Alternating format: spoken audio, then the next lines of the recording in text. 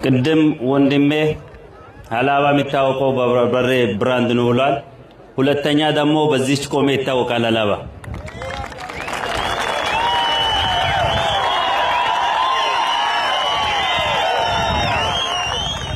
ሁለተኛ ብራንዳችን ቆሜ ስለሆነ የትም አካባቢ እቺን ቆሜ አድርጎ የሚሄድ ሰው ከታያ ሀላብቾ ነው የሚባለውና ከበርበሬ ቀጥሎ ሁለተኛ ብራንዳችን ነው።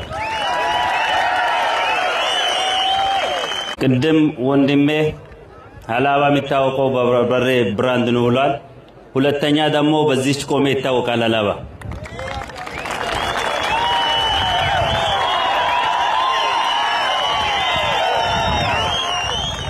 ሁለተኛ ብራንዳችን ቆሜ ስለሆነ የትም አካባቢ እቺን ቆሜ አድርጎ የሚሄድ ሰው ከታያ ሀላብቾ ነው የሚባለውና ከበርበሬ ቀጥሎ ሁለተኛ ብራንዳችን ነው።